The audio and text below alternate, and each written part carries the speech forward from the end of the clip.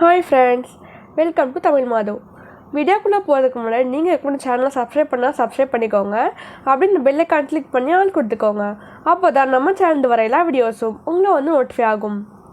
இன்றைக்கி நம்ம இந்த வீடியோவில் எதை பற்றி பார்க்க போகிறோம் அப்படின்னா, யாப்பம் பற்றி தாங்க பார்க்க போகிறோம். ஆமாம், நிறைய பேருக்கு பார்த்திங்க அப்படின்னா இப்போ யாப்பம் சாப்பிட்டுட்டு ஒரு ரெண்டு வாட்டி அப்படி நார்மலாக அந்த பிரச்சனை கிடையாது.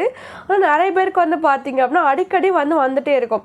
அது இப்போ நீங்கள் ஆஃபீஸ் போகிறீங்க, ஒர்க் போகிறீங்க, எங்கேயாவது இப்போ பப்ளிக் பிளேஸ் இருக்கிறீங்க. ஸோ அப்போ உங்களுக்கு அடிக்கடி யாப்பம் வந்துகிட்டே இருந்துச்சு அப்படின்னா உங்களுக்கும் அது ஒரு மாதிரி இருக்கும். ஸோ மற்றவங்களுக்கும் இரிட்டேட் ஆகும். ஸோ யாப்பம் எதனால் வருது, இதை அடிக்கடி வந்துச்சு அப்படின்னா நம்ம அதை எப்படி கண்ட்ரோல் பண்ண அப்படி அதை பற்றி நம்ம இந்த வீடியோவில் பார்க்க போகிறோம். இப்போ நம்ம சாப்பிட்றோம் இல்லையா, சாப்பிடும் போது நம்ம வாய் திறக்கிறோம். அந்த சாப்பாடோடு சேர்த்து காற்று நம்ம வாய்க்குள்ளே போகுது. ஸோ அந்த காற்று பார்த்திங்க அப்படின்னா நம்ம எக்ஸ்ட்ரா அந்த காற்றை உணவுக்குள் வெளியே விடுது. ஸோ அதனால தான் யாப்பம் வருது. ஸோ வேறு என்ன ரீசன் அப்படிலாம் பார்த்திங்க அப்படின்னா, இப்போ யாப்பம்னா நம்ம சாப்பிட்ட சாப்பாடு செரிமானம் ஆகிடுச்சு, அதனால நமக்கு யாப்பம் நம்ம நினச்சிட்டு இருப்போம். ஆனால் அப்படி கிடையாது.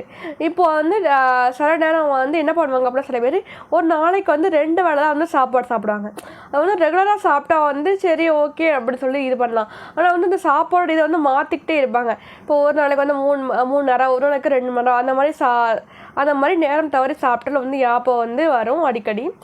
அப்புறம் என்ன ஆகுதுன்னு பார்த்தீங்க அப்படின்னா, நைட்டு லேட்டாக சாப்பிட்றது, அப்புறம் அப்படி சாப்பிட்டாலும் நிறைய வாயு சம்மந்தமான உணவுகள், இந்த பொட்டேட்டோ அந்த மாதிரி சாப்பிட்றது.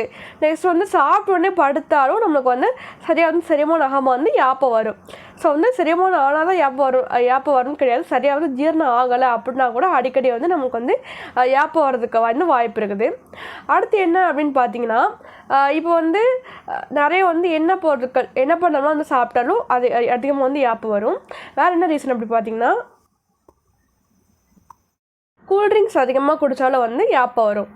இது எப்படி கண்ட்ரோல் பண்ணலாம் அப்படின்னா, நம்ம நார்மலாக டெய்லி டீ குடிக்கிறோம் இல்லையா, அது பார்த்திங்க அப்படின்னா ஏலக்காய் டீ, புதினா டீ, இஞ்சி டீ இந்த மாதிரி குடிக்கலாம்.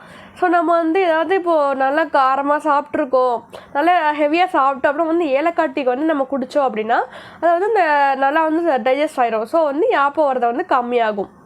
அதுக்கடுத்து எந்த ஒரு ஹெவியான ஃபுட் சாப்பிட்டீங்க அப்படின்னாலும் உடனே சூடாக வெந்நீர் குடிச்சிங்க அப்படின்னா அது பார்த்திங்க அப்படின்னா அந்த ஹெவினஸ் கம்மி பண்ணும்.